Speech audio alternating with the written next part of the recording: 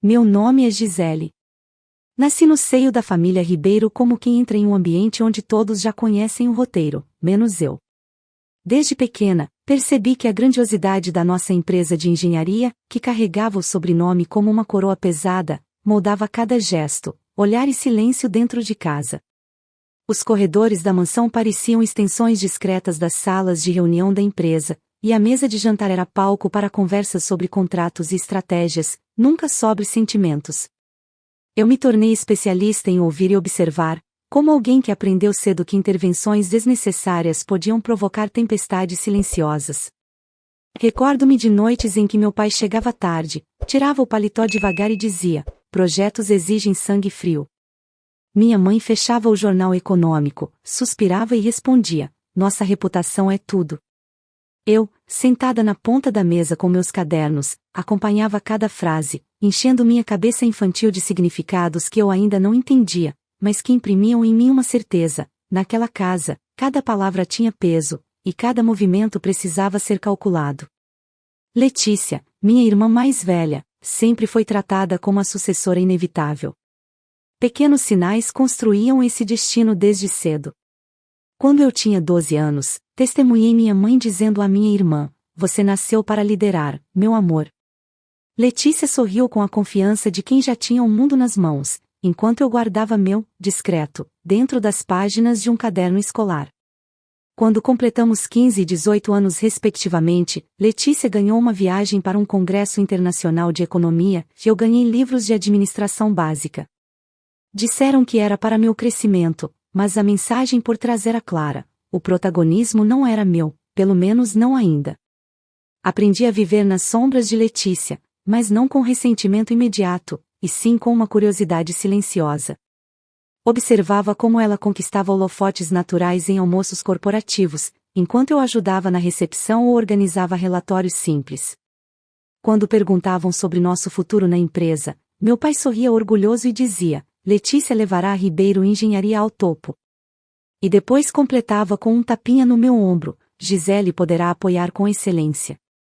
Esse apoio soava como destino imposto, e eu tentava engolir a dor invisível que queimava em meu peito. As conversas entre meus pais às vezes revelavam mais do que deveriam. Eu passava pela sala e ouvia fragmentos: ela precisa aprender a mandar. Mas a outra tem mais paciência e visão. Então o tom mudava quando percebiam minha presença, e a frase final era sempre neutra, ensaiada. Em uma noite, aproximei-me da mesa de jantar com 2 xícaras de chá. Meu pai olhou para mim como se apenas agora lembrasse que eu existia ali, e disse: Gisele, assistir é importante. Quem assiste aprende. Respondi em silêncio, porque era o que esperavam. Mas dentro de mim, uma fagulha começou a queimar. Talvez eu devesse assistir não para me adaptar, mas para encontrar minha brecha. Com o tempo, passei a identificar nuances na postura de Letícia.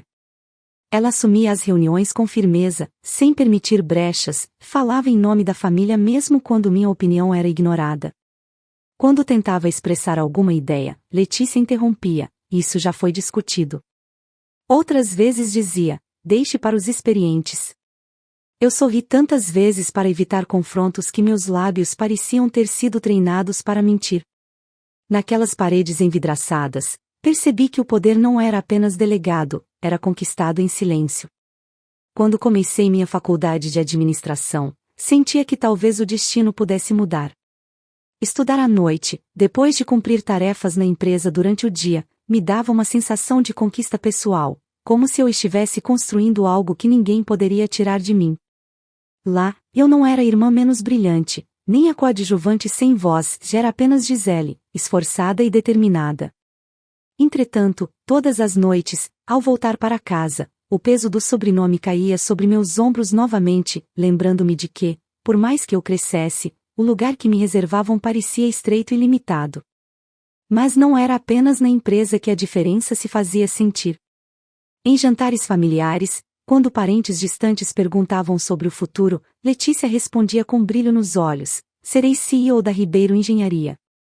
E quando olhavam para mim, aguardavam algo complementar, jamais central. Eu dizia: estou aprendendo muito, tentando esconder a frustração que me engolia. A expectativa velada era que eu ocupasse um papel de suporte, uma peça substituível na engrenagem do sucesso de Letícia.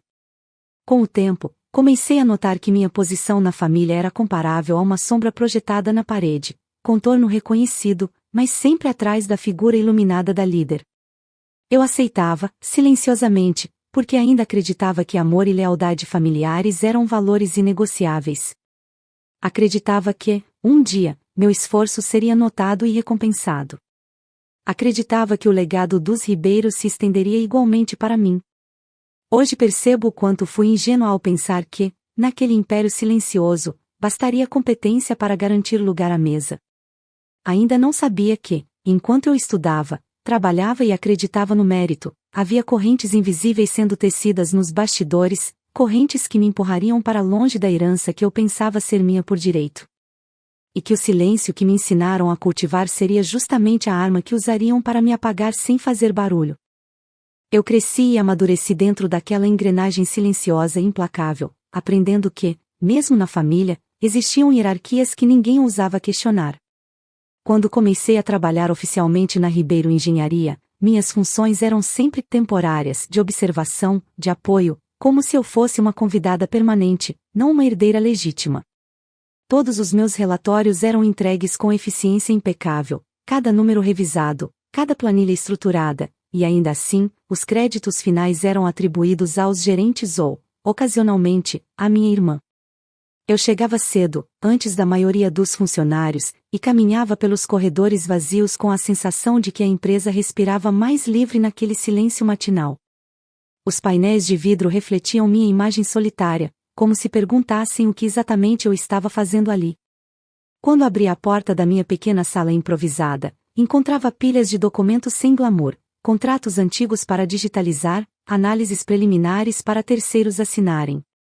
Nenhum projeto estratégico, nenhuma reunião decisiva. Eu apenas observava, esperava e trabalhava. Durante meses, eu assistia à ascensão de Letícia dentro da empresa. Ela era incluída em reuniões com investidores, apresentações para conselhos administrativos, viagens corporativas.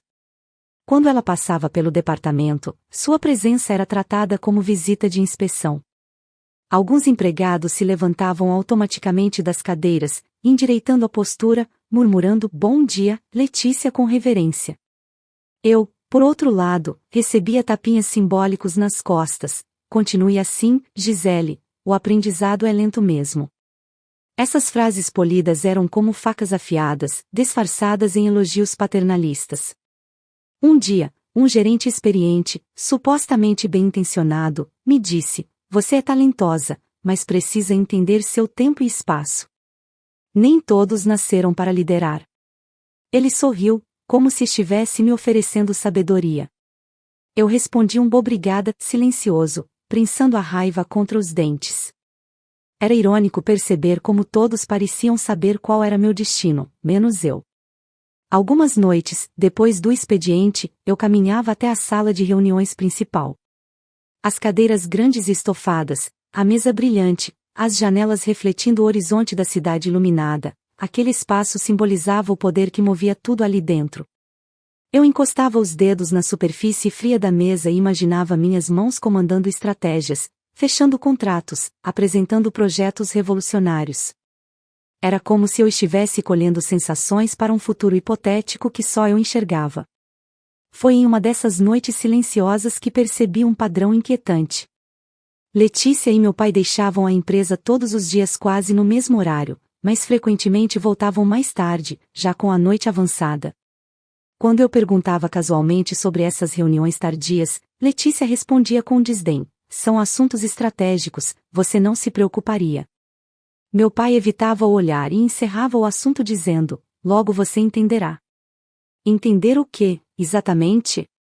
Mesmo assim, eu continuava a trabalhar duro, acreditando que minha dedicação seria a ponte para o reconhecimento. Meu esforço se tornou uma espécie de sobrevivência emocional. Eu precisava acreditar que havia um propósito para aquele silêncio imposto, aquele papel sem brilho. E dentro dessa crença, cultivatei uma habilidade silenciosa, invisível, mas poderosa: observar e aprender o que ninguém percebia que eu aprendia. Com o tempo, comecei a captar nuances nas feições, nos tons, nos olhares desviados. Eu percebi quais diretores estavam insatisfeitos com decisões da alta cúpula, quais clientes buscavam alguém que realmente os ouvisse, e quais funcionários murmuravam nomes nos corredores com medo de retaliações. E descobri, principalmente, que muitos viam Letícia não como líder nata, mas como marionete de uma linhagem sufocante, porém, ninguém ousava verbalizar isso. Aos poucos, percebi que meu silêncio poderia ser mais que submissão. Ele podia ser tático. E sem perceber, comecei a registrar mentalmente tudo o que via, como quem se prepara sem saber para quê. As peças se acumulavam, formando um quebra-cabeça que ainda não revelava a imagem final, mas já insinuava uma verdade dolorosa. Talvez meu destino dentro da empresa não fosse definir meu lugar, mas disputar minha sobrevivência nele. Eu só não imaginava que aquela engrenagem de poder estava prestes a esmagar mais do que minha autoestima. Ela estava afiada para arrancar algo muito maior, minha identidade profissional, meu direito como herdeira, e talvez até meu lugar na própria família. A manhã da minha formatura chegou com um peso inesperado de esperança. Acordei antes do despertador, ainda com o quarto mergulhado na penumbra, como se o dia antecipasse a transformação silenciosa que eu ansiava. Olhei meu reflexo no espelho, meu rosto parecia mais decidido do que eu recordava.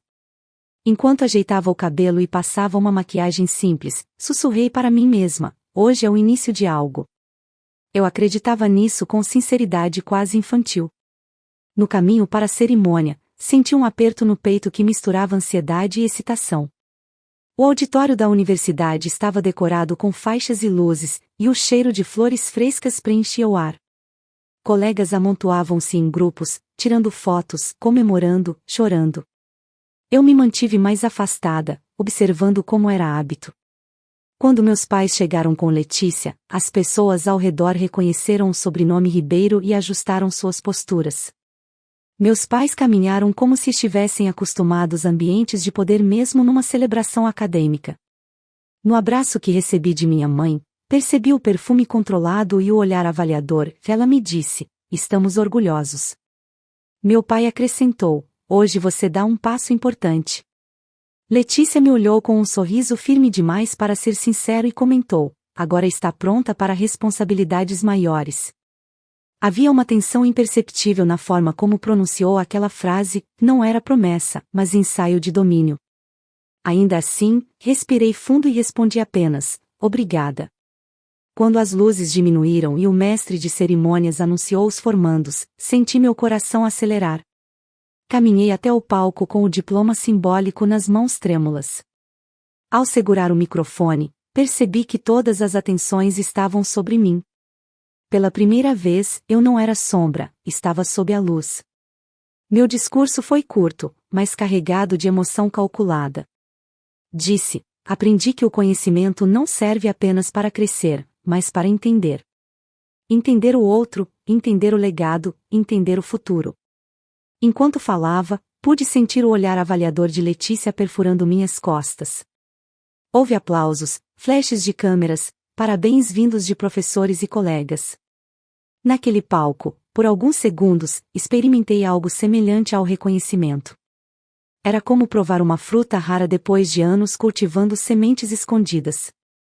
Naquele instante, imaginei que talvez meu esforço silencioso estivesse finalmente começando a gerar frutos. Acreditei que a empresa da família, agora que eu tinha um diploma, poderia abrir uma porta maior, uma cadeira na mesa onde sempre fui espectadora. Depois da cerimônia, tiramos fotos. Meu pai ajeitou minha beca e disse: agora você pode contribuir de verdade. Letícia acrescentou: é claro, dentro do que for necessário. Essa última frase cortou meu entusiasmo, como uma sombra que se projeta repentinamente sobre a luz. Ainda assim, sorri. Eu ainda queria acreditar que o destino poderia me oferecer um espaço legítimo ao lado deles. Voltamos para casa para nos prepararmos para um jantar comemorativo. No carro, enquanto observava as luzes da cidade passando rápido pela janela, tive a sensação inquietante de que algo invisível se movia debaixo da superfície da vida familiar. Era como se o destino estivesse prestes a revelar uma carta escondida. Mas naquele instante, ainda presa à euforia da formatura, preferi ignorar a intuição que apertava meu estômago. Naquele dia, não imaginei que o sorriso que carregava, tão leve e esperançoso, estava prestes a se desfazer no instante em que eu entrasse nas portas frias da empresa algumas horas depois. Ainda acreditava que aquela era minha porta de entrada. Não sabia que seria o primeiro passo rumo ao golpe mais silencioso, calculado e cruel que a minha própria família planejou. Quando chegamos à empresa naquela noite, o prédio parecia diferente, como se guardasse segredos atrás das paredes de vidro que refletiam as luzes da cidade. Eu senti um arrepio estranho ao atravessar a porta giratória, como se estivesse entrando em território desconhecido, mesmo depois de anos circulando por ali. Meus pais caminharam à frente, Letícia logo atrás, digitando algo apressadamente no celular. Eu segui em silêncio, observando cada detalhe. A recepção estava praticamente vazia, exceto por um segurança que nos cumprimentou. Ele parecia surpreso ao nos ver tão tarde, e quando meu pai disse que precisávamos pegar apenas alguns documentos antes de irmos ao jantar, o segurança assentiu, liberando o acesso aos elevadores privados. Entramos no elevador espelhado, e enquanto subíamos, senti o coração acelerar. Não sabia por quê. Assim que saímos, meu pai seguiu para sua sala, minha mãe o acompanhou, e Letícia ficou na área administrativa enviando mensagens. Eu deveria esperar para que descêssemos juntos, mas algo inexplicável me puxou para o corredor lateral, onde ficava o arquivo central. Era como se uma força invisível sussurrasse que havia algo ali me esperando, algo que eu precisava ver. A sala de arquivos era iluminada por luzes fluorescentes que deixavam tudo branco e frio. As prateleiras alinhadas com pastas etiquetadas passavam a sensação de ordem e controle absoluto.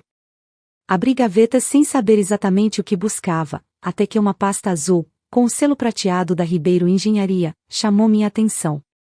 O título estampado na capa me gelou por dentro: Reestruturação Estratégica, Conselho Administrativo. Minhas mãos tremeram quando abri a pasta. As primeiras páginas traziam relatórios de desempenho, projeções financeiras, organogramas propostos. Passei os dedos pelas linhas até que meu olhar encontrou uma tabela com nomes associados a cargos e prazos. Li, incrédula, Letícia Ribeiro, CEO. Abaixo, quase como uma nota de rodapé, estava meu nome, Gisele Ribeiro, desligamento gradual, 12 meses. Minha respiração falhou, como se o ar tivesse sido arrancado dos meus pulmões. Por alguns instantes, o mundo pareceu girar. A mesa diante de mim se distorceu, e um zunido abafou qualquer som ao redor. Eu pesquei várias vezes, tentando acreditar que havia lido errado. Mas as palavras continuavam ali, frias, objetivas, permanentes. Aquilo não era uma suposição, nem uma fofoca de corredor, era decisão formal, documentação interna aprovada pelo conselho. Senti como se o chão tivesse desaparecido sob meus pés. Aquele legado que eu acreditava ser parte de mim, o futuro que imaginei construir, estava sendo arrancado com canetas e carimbos escondidos. E não havia discussão, consulta, aviso. A lealdade que eu nutria pela família era tratada como obstáculo, não como valor. Foi então que percebi o mais cruel: não se tratava de um afastamento temporário. Era um plano calculado para me eliminar sem ruído, gradualmente, para evitar questionamentos internos ou externos. Eu seria removida como quem elimina um risco potencial à estabilidade do poder. Meu sobrenome não importava. Meu diploma, meu esforço, minha dedicação silenciosa, nada disso tinha sido suficiente. Fechei a pasta devagar, tentando controlar as lágrimas que ameaçavam escorrer. Respirei fundo, engolindo a dor como quem engole veneno deliberadamente para aprender a sobreviver a ele. Pensei em ir até a sala do meu pai, confrontá-los ali mesmo. Pensei em gritar. Pensei em rasgar aquelas páginas. Mas algo dentro de mim, uma parte que eu desconhecia até aquele momento, me impediu. Cerrei os dentes e senti a faísca silenciosa de algo novo queimando dentro de mim, não raiva pura, mas lucidez. Tinha acabado de despertar para a realidade. E percebi que enfrentar aquele jogo exigiria mais do que emoção. Exigiria estratégia. O silêncio que sempre me foi imposto agora seria arma.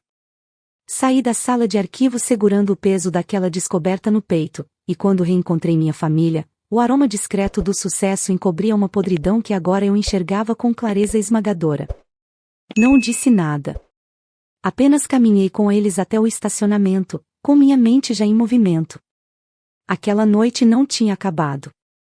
Na verdade, estava apenas começando. Quando chegamos ao restaurante reservado exclusivamente para nossa comemoração familiar, a fachada de elegância escondia o turbilhão que eu tentava controlar dentro de mim. O maitre nos conduziu a uma sala privativa, onde a mesa estava posta com talheres de prata e taças de cristal que refletiam luzes suaves.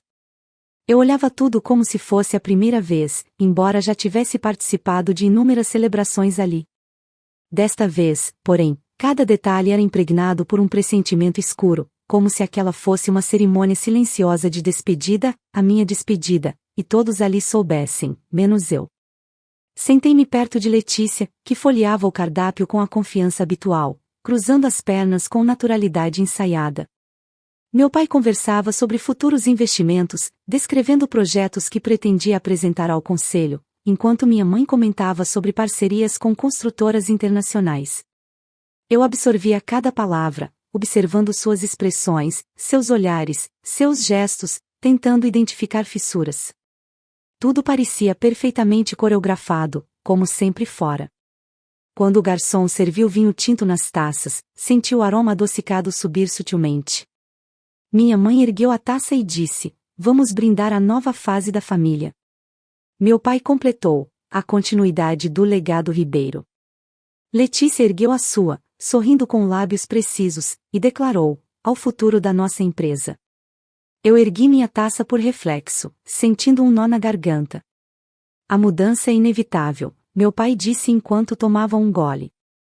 "Algumas decisões difíceis nos fortalecem", minha mãe acrescentou. Letícia pousou a taça sobre a mesa, encarou-me por um tempo que pareceu excessivamente longo, e afirmou: "Nem todos conseguem acompanhar o ritmo do crescimento." Eu respondi com silêncio calculado. O garçom trouxe o primeiro prato, mas minha mente estava distante, percorrendo memórias recentes e antigas, tentando unir todas as peças que agora faziam sentido sob uma nova luz cruel. Como eu não percebera antes o que estava sendo articulado? Talvez porque eu desejasse cegamente acreditar que amor e lealdade ainda tinham peso naquela família. Letícia inclinou-se para mim, com o rosto iluminado pela luz amarela da luminária acima da mesa. Sussurrou, com voz doce demais para ser sincera: "Algumas funções são apenas temporárias, sabe?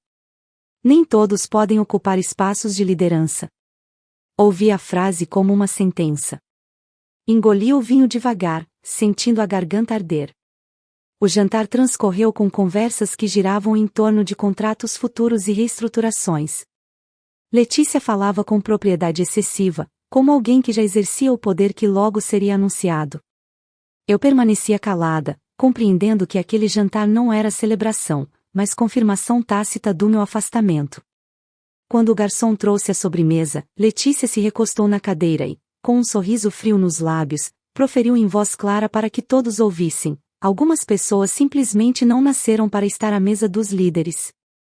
Algumas são como rata de lixo, que só se alimentam do que sobra." Tudo ao meu redor pareceu congelar.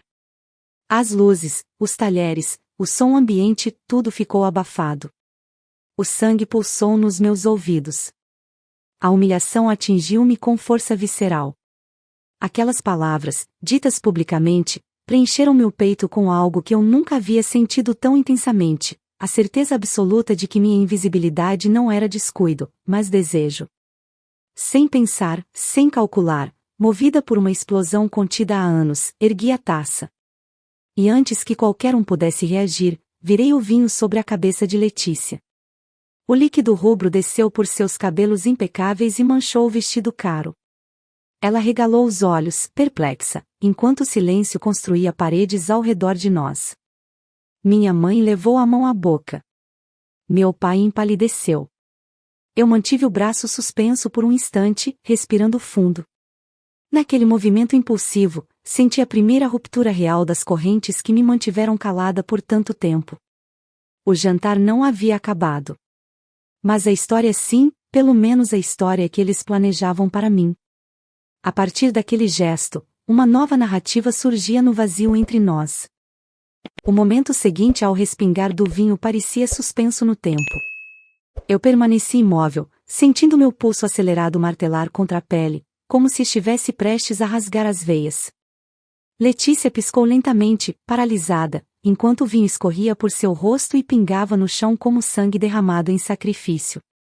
O som metálico da taça que soltei na mesa ecoou pela sala, amplificando o silêncio opressor. Nenhum de nós respirava, ninguém ousava quebrar aquele instante cristalizado entre o passado submisso e o futuro imprevisível que se abria diante de mim. Meu pai largou os talheres, que tilintaram de leve. Sua voz, quando finalmente emergiu, era um sussurro áspero. O que você fez, Gisele? Eu não respondi. Meus olhos fixaram-se nos dele, e pela primeira vez, vi algo que nunca tinha enxergado em sua expressão: medo. Não o medo comum, mas o terror de quem percebe que perdeu o controle de uma peça essencial no tabuleiro que sempre manipulou com precisão. Minha mãe apertou o guardanapo com tanta força que suas mãos tremeram, tentando conter palavras que dançavam na ponta da língua. Letícia se levantou devagar, empurrando a cadeira com um rangido incômodo. Seu olhar furioso encontrou o meu como lâminas afiadas em choque.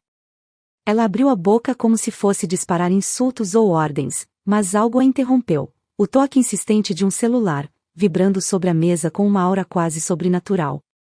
Todos desviaram os olhos para o aparelho, como se de repente uma nova presença tivesse invadido a sala.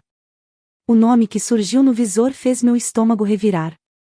Era o número do maior cliente da empresa, aquele que determinava ascensões e quedas no conselho. Meu pai estendeu a mão para atender, mas o aparelho vibrou novamente e a tela iluminou as palavras que mudaram tudo, ligando para falar com Gisele. Ele hesitou, com a mão suspensa. Olhou para mim, depois para Letícia, como quem tentava entender uma equação impossível. O ar ficou denso, carregado de tensão. Senti o olhar de todos se fixarem em mim, esperando que eu recuasse, que cedesse, como sempre fiz. Mas algo dentro de mim já havia atravessado a linha do retorno. Peguei o celular, sentindo os olhos de Letícia queimarem minha pele. Atendi com voz firme, que nem eu reconheci. Boa noite, aqui é Gisele Ribeiro. Do outro lado da linha, ouvi a voz grave do presidente da multinacional parceira.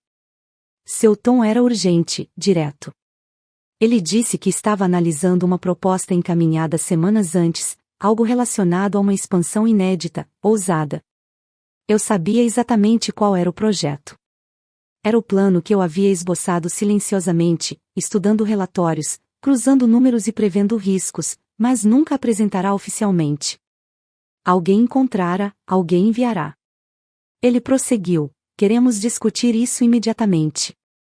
Mas apenas com você. As palavras ecoaram em minha mente como marteladas que reconstruíam um novo destino sobre ruínas ainda fumegantes.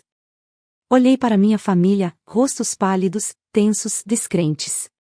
Letícia deu um passo à frente, tentando recuperar o controle. Mas antes que ela falasse, o cliente insistiu: você está disponível agora? Naquele instante, senti que uma porta se abria diante de mim, uma porta que nunca fora oferecida, mas conquistada por minha persistência silenciosa. Respirei fundo e respondi: estou disponível. O silêncio que se seguiu teve o peso de uma sentença. Eu via nos olhos de cada um ali o pânico disfarçado, como se o império que construíram estivesse prestes a ruir por uma rachadura que jamais previram. A ligação continuava, e o cliente pedia mais detalhes, confirmando datas para apresentação formal. Enquanto eu falava, meu pai tentou interromper com um gesto, que ignorei.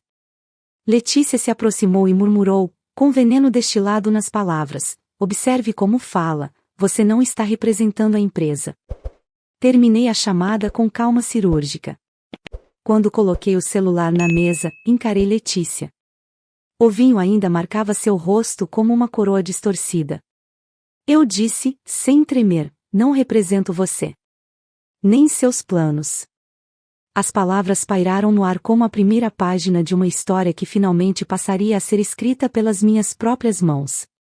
A sala continuava mergulhada naquele silêncio sufocante depois que desliguei a ligação, mas dentro de mim algo acontecia pela primeira vez, uma centelha de poder acendeu, lenta e luminosa, incendiando tudo o que antes era submissão.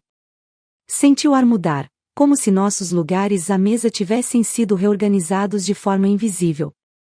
Eu não me levantara, não levantara a voz, mas a própria realidade havia se deslocado ao meu favor. Meu pai tentou retomar o controle, limpando a garganta e ajeitando a gravata. Ele disse: precisamos conversar sobre essa proposta com cautela. Letícia, com a respiração pesada, completou: qualquer negociação deve passar por mim, você sabe disso. Mas eu já não escutava aquelas tentativas de autoridade do mesmo jeito. Meu olhar atravessou cada argumento vazio, como quem finalmente vê o mecanismo por trás do relógio.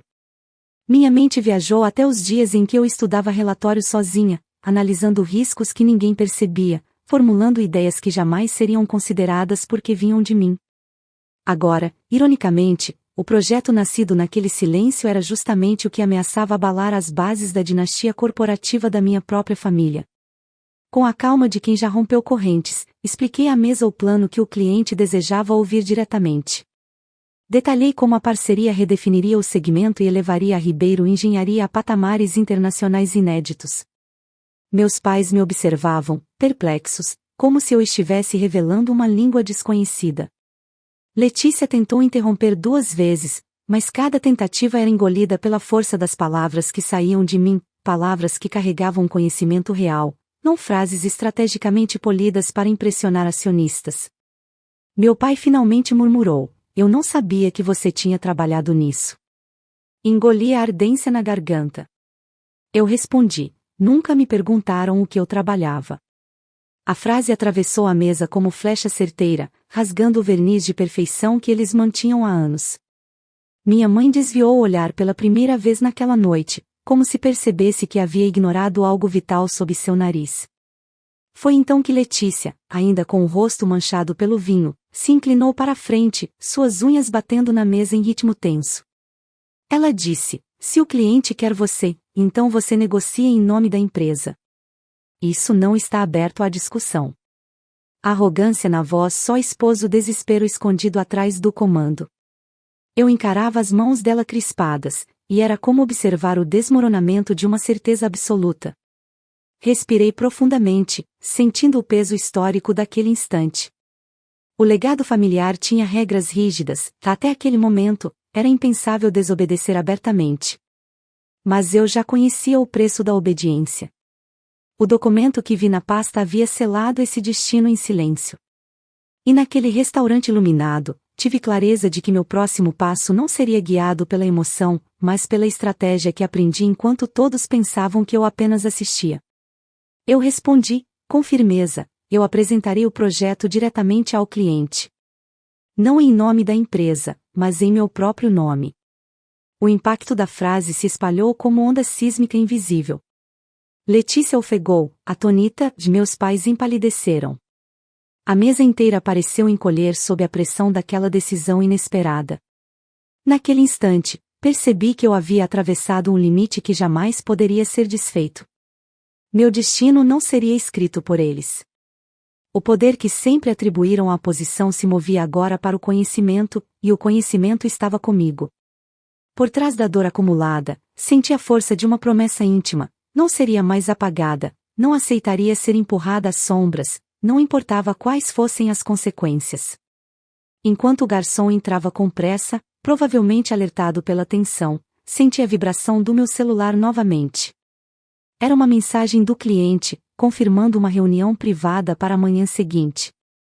Respirei fundo, e naquele momento entendi: o que começou como humilhação estava prestes a se transformar em o início da queda deles e da minha ascensão. O clima no restaurante tornou-se denso, quase irrespirável, como se o ar estivesse carregado de partículas invisíveis prestes a explodir ao menor movimento. Minha decisão ecoava silenciosamente entre nós, abrindo rachaduras no verniz brilhante da família perfeita. Olhei para cada um deles e me dei conta de algo assustador. Nos olhos de todos, de Letícia, de meu pai, de minha mãe, não havia apenas surpresa. Havia medo.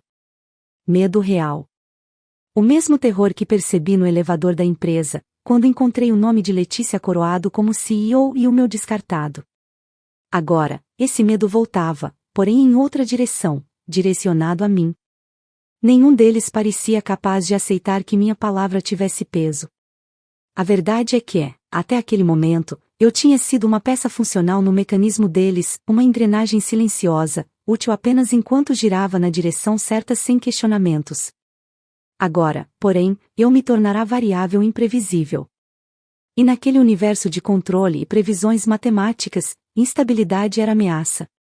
Meu pai respirou fundo e disse, com a voz impregnada de autoridade formal: precisamos conversar sobre isso em outro momento. Você não pode tomar decisões individuais que afetem nossa imagem. Eu encarei, sentindo minha pulsação desacelerar num ritmo que me surpreendeu. Estava calma. Eu disse: minha imagem nunca foi considerada antes. Agora é tudo o que tenho. A frase espalhou desconforto pungente pela mesa. Minha mãe tentou intervir com tom conciliador: Gisele, talvez você esteja interpretando mal algumas coisas. A empresa sempre pensou no bem da família. Ouvir essa justificativa fez algo se partir dentro de mim. Meus dedos apertaram o guardanapo, rasgando-o sem perceber. Pensei nas horas solitárias trabalhando sem reconhecimento, pensei nos sussurros entrecortados nos corredores, pensei na pasta azul. Agora, as palavras saíram de mim com precisão quase cirúrgica. O bem da família sempre esteve condicionado ao silêncio de quem não serve aos planos. Letícia, até então imóvel, deu um meio sorriso, aquele sorriso venenoso que ela usava quando acreditava ter vantagem, e disse: a verdade é que você nunca suportou o fato de que eu sou mais preparada. Havia veneno nas palavras e intenção calculada em cada sílaba. Mas algo nela mudou quando continuei a encará-la em silêncio. Ela começou a perder firmeza, o sorriso vacilando, como se uma plateia invisível tivesse acabado de desaparecer e deixá-la só, exposta. Aquele restaurante, com suas paredes espelhadas, agora refletia algo que eu jamais tinha visto claramente: fragilidade. Não a minha, mas a deles. Aquela família, vendida ao mundo como império impenetrável, estava sendo corroída por dentro havia muito tempo, e a noite da minha formatura apenas acelerara um processo inevitável. Eu, então, decidi expor a primeira rachadura. Disse: eu vi a pasta. A reação foi instantânea. Meu pai empalideceu. Minha mãe arregalou os olhos, levando a mão à boca. Letícia abriu e fechou a boca, procurando palavras que não vinham. Não precisei especificar qual pasta. Todos sabiam. Aquele documento havia sido forjado em reuniões secretas, aprovado às sombras, e guardado longe do meu alcance, ou assim acreditavam. Meu pai tentou recuperar o controle, com voz embargada: você não deveria ter acesso àquele documento. Respondi: assim como eu não deveria ter futuro na empresa, imagino. Um silêncio espesso caiu sobre nós, mais pesado do que qualquer humilhação anterior. Minha mãe murmurou: Gisele, nós só queríamos evitar conflitos. Eu soltei uma risada curta, amarga, que cortou o ar: vocês queriam evitar minha presença. Letícia golpeou a mesa com os dedos, tentando recuperar o poder pelo hábito. Ela disse: você não vai destruir tudo o que construímos. Eu segurei o olhar dela, sentindo algo dentro de mim finalmente se alinhar: eu não preciso destruir nada. Vocês cavaram a própria queda. O medo agora era palpável. Eles pressentiam, ainda que não admitissem, que não tinham mais controle sobre mim, nem sobre o rumo daquela parceria. A máscara que sustentava nossa família começou a despedaçar-se de vez. E, naquele instante, percebi: quem passou a vida inteira sendo treinada para apoiar se tornará especialista em observar. E quem observa, aprende. Quem aprende, planeja. Quem planeja, age. Eu já não era a peça descartável. Era a variável que mudaria o tabuleiro inteiro. Saí do restaurante como quem abandona uma sala após um incêndio, nada parecia mais no lugar. O vento frio da noite bateu no meu rosto e apagou o calor que ainda queimava sob minha pele.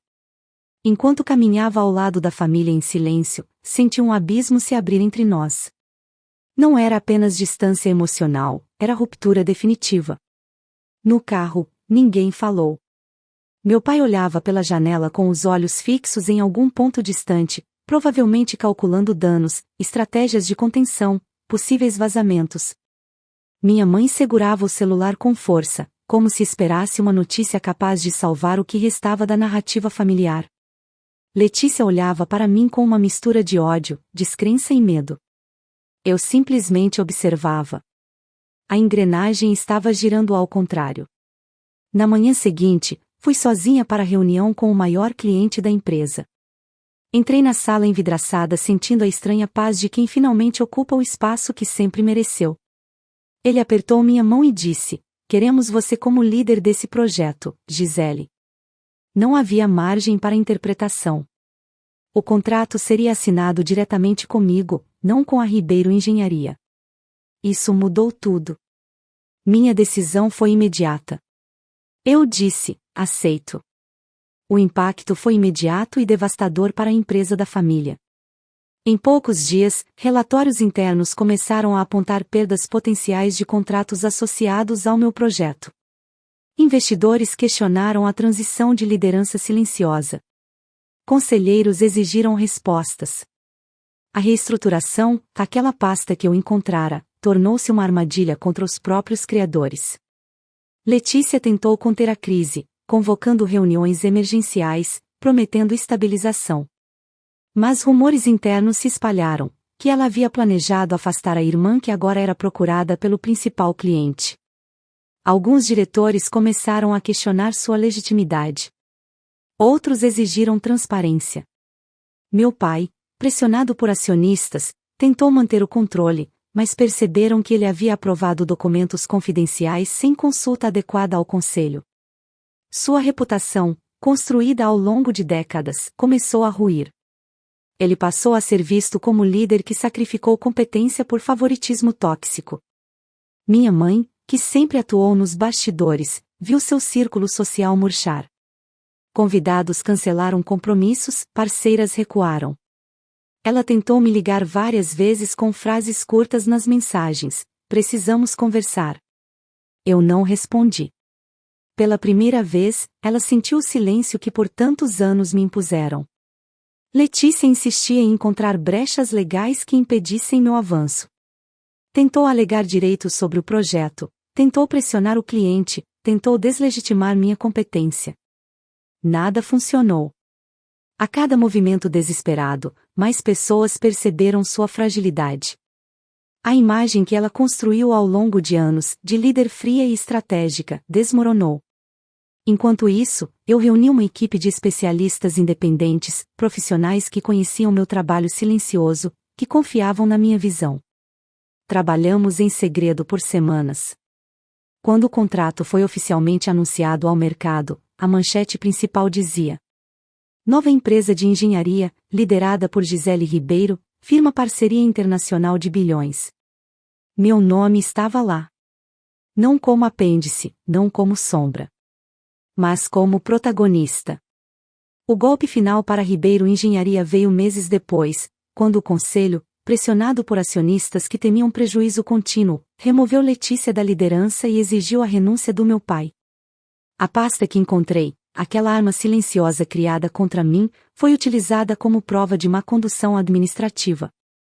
Minha mãe, diante da implosão da família, tentou manter coerência emocional e moral, culpando o destino, a imprensa, o mercado. Mas a verdade era clara demais: eles cavaram o próprio buraco enquanto ignoravam quem eu era. Quando tudo se esclareceu, encontrei-me diante de uma escolha: destruir de vez o legado dos Ribeiro ou deixar que sobrevivesse sob suas próprias ruínas morais. A dor ainda estava viva em mim, mas algo maior guiava meu próximo passo. Chamei meus pais para uma reunião privada. Eles chegaram cabisbaixos, encolhidos em versões menores de si mesmos. Disse apenas: "Nunca quis a destruição de vocês.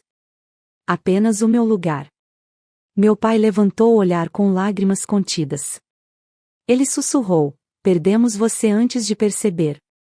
Minha mãe chorou silenciosamente. Letícia não compareceu. Talvez não suportasse ver o fim simbólico do que acreditava ser seu império eterno. Levantei-me e fui para a janela. O horizonte da cidade brilhava, não como ameaça, mas como promessa. Ali, percebi que meu legado jamais estaria preso ao sobrenome Ribeiro. Meu nome agora era luz própria. E tudo começou na noite em que deixei de ser sombra e me tornei chama. Fico muito feliz por você ter ficado até o final do vídeo. O que você achou dessa linda história? Coloque nos comentários sua opinião, deixe seu like, se inscreva no canal e ative o sininho de notificações para não perder uma história preciosa. Até a próxima!